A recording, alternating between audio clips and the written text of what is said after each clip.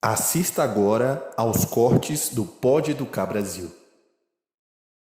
Durante as suas entrevistas, você notou que existe um medo do professor de ser substituído por essas tecnologias, ou que existe uma resistência ao uso dessas tecnologias? Não, assim, né, como o grupo, o recorte de professores que eu utilizei, são professores que estavam fazendo cursos de tecnologia educacional na EAP, então a maior parcela deles não tinha Essa resistência. esse temor. Mas eles apresentaram aquelas preocupações que eu mencionei. A maioria não acredita que vai ser substituído e tal, mas as preocupações com relação ao trabalho efetivo no futuro, ou em breve, com um uso intensificado dessa tecnologia, no sentido de desconsiderar a subjetividade, tornar a educação muito mecanizada, aí essa preocupação é importante na fala que eu observei de boa parte dos professores. E a gente corre esse risco? Bom, sendo sincero, a nossa experiência enquanto humanos com tecnologias, com o potencial que a inteligência artificial oferece, não é muito boa. Eu digo isso porque, se você pensar assim, o que é que nós fizemos com a pólvora, o que nós fizemos com o avião, o que nós fizemos com a própria internet, ela é fruto de uma experiência militar que visava, por exemplo, se eu perder um QG, uma base militar que eu tenho como replicar os dados em outra, esse era um dos focos do início da internet, né, da ARPANET, a primeira rede de dados distribuída. Se você considerar a própria energia nuclear, né, a energia atômica, que ela foi pesquisada e desenvolvida com um determinado propósito inicial e foi, digamos assim, utilizado para outros.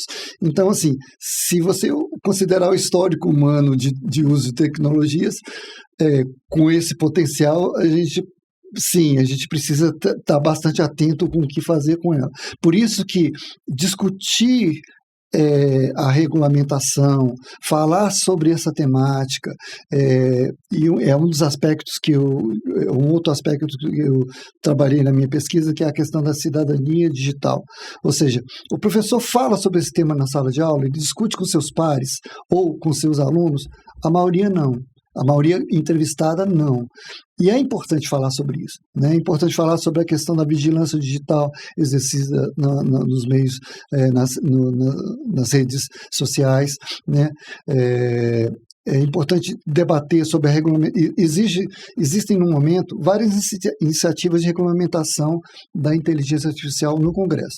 Tem duas que estão mais fortes. Uma que nasceu na Câmara, iniciativa de um deputado cearense, que agora já está no Senado para apreciação, e outra que foi constituída pelo Conselho Nacional de Justiça. São as duas mais consistentes. Mas elas não foram votadas ainda. Então é importante que a gente tenha um papel, quando eu digo a gente, cidadãos, no sentido de tomar conhecimento dessas leis, fazer proposições, saber qual é a abrangência desse tipo de lei, porque é uma tecnologia com um potencial muito grande, né? É um potencial muito, muito expressivo a capacidade e a gente está só engatinhando, está começando a explorar os recursos que ela pode oferecer. Ela tem um potencial aí muito maior.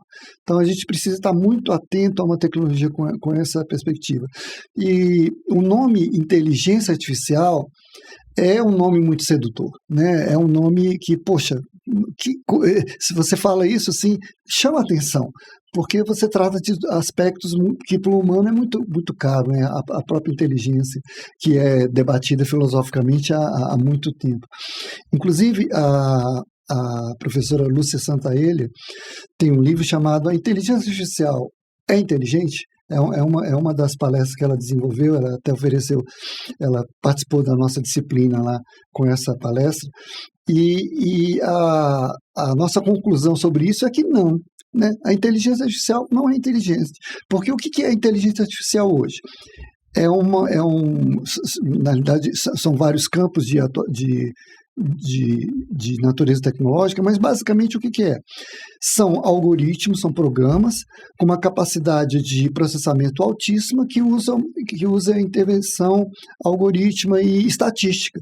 Então, assim, o ChatGPT é interessante, parece que ele é inteligente, parece, mas é porque ele tem uma capacidade de ler e aprender de forma estatística tão grande que ele sabe que quando aparece uma palavra, a próxima palavra que normalmente aparece na maioria dos textos é tal. E aí ele coloca essas palavras e vai montando mesmo, essas palavras.